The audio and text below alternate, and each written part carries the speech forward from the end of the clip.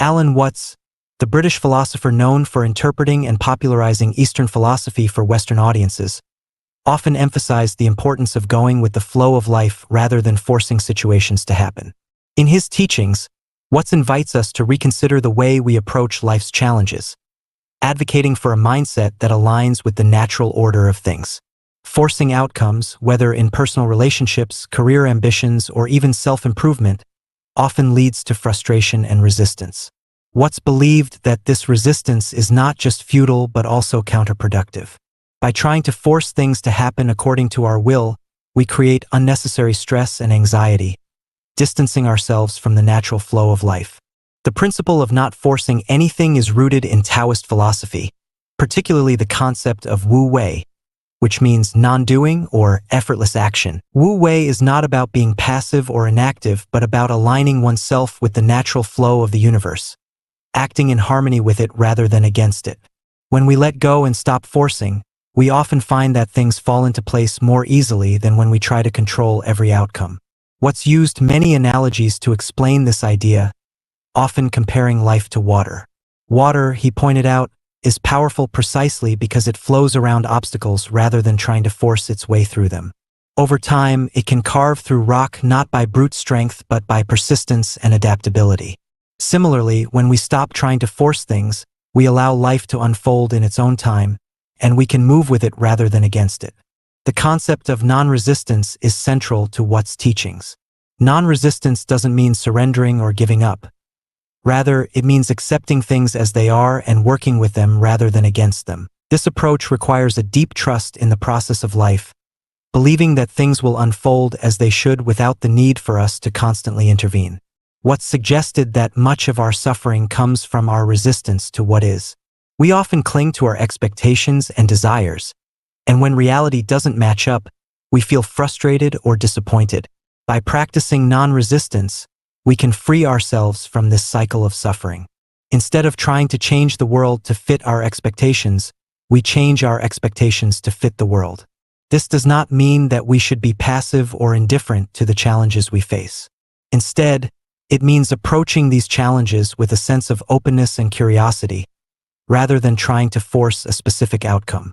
When we adopt this mindset, we become more flexible and adaptable, better able to respond to the complexities of life. Watts often used the metaphor of a dance to illustrate this idea. In a dance, the goal is not to reach a specific destination but to enjoy the movement and flow. Similarly, in life, the goal is not to force our way to a particular outcome but to engage with the process, allowing ourselves to be guided by the rhythm of life. Forcing things, whether it's a relationship, a career move, or personal growth, often leads to unintended consequences. Watts observed that when we try to force outcomes, we are usually acting out of fear or desire. We fear that things won't turn out the way we want, or we desire something so strongly that we try to bend the world to our will. This approach, however, is fundamentally flawed. Watts explained that the universe is far too complex for us to control. Our attempts to force outcomes are like trying to push a river upstream. It's exhausting and ultimately futile. The river, like life, has its own direction and flow, and our efforts to force it in another direction only create resistance. Forcing things can also lead to burnout. When we try to force ourselves to be someone we're not, or to achieve something that isn't in alignment with our true nature, we expend a tremendous amount of energy. This energy is often wasted because it's being used to fight against the natural flow of things rather than to work with it. Watts argued that instead of forcing outcomes, we should focus on being present and aware of what is happening in the moment. By doing so, we can respond to life more effectively, without the need to force or manipulate. This doesn't mean that we should be passive or inactive. Rather, it means that our actions should be guided by a deep awareness of the present moment, rather than by our fears or desires. To embrace the flow of life is to accept that we are part of a larger, interconnected whole. Watts believed that much of our anxiety and stress comes from the illusion that we are separate from the world around us. This illusion leads us to believe that we need to control or force things in order to be happy or successful. In reality, however, we are deeply connected to the world around us, and our attempts to force outcomes often disrupt this natural connection. By embracing the flow of life, We allow ourselves to move in harmony with the world rather than against it. This approach requires a shift in perspective. Instead of seeing ourselves as isolated individuals who need to control our environment, we begin to see ourselves as part of a larger, dynamic system. This shift allows us to let go of the need to force things and instead trust that life will unfold as it should. What's often used the metaphor of surfing to illustrate this idea. A good surfer doesn't try to force the wave to go in a particular direction. Instead, they ride the wave, moving with it and adapting to its changes. Similarly, in life, we should learn to ride the waves rather than trying to control them. This approach allows us to navigate the ups and downs of life with greater ease and grace. In his teachings, Alan Watts emphasized the importance of allowing life to unfold naturally. This idea is closely related to the concept of Wu Wei and the principle of non-resistance. To let life unfold naturally means to trust in the process of life and to recognize that things will happen in their own time and in their own way. This doesn't mean that we should be passive or indifferent to what happens in our lives.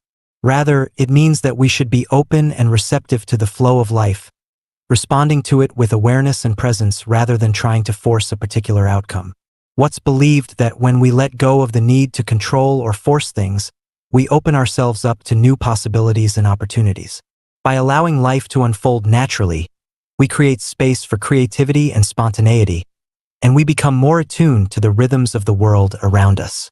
This approach also requires a deep sense of trust in ourselves, in the process of life, and in the universe as a whole. It means believing that things will work out as they should, even if they don't happen exactly as we planned. This trust allows us to let go of the need to force things and instead embrace the flow of life with an open heart and mind.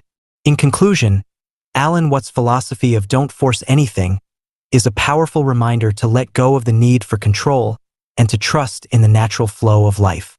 By practicing non-resistance, embracing the flow, and allowing life to unfold naturally, we can navigate the challenges of life with greater ease and grace.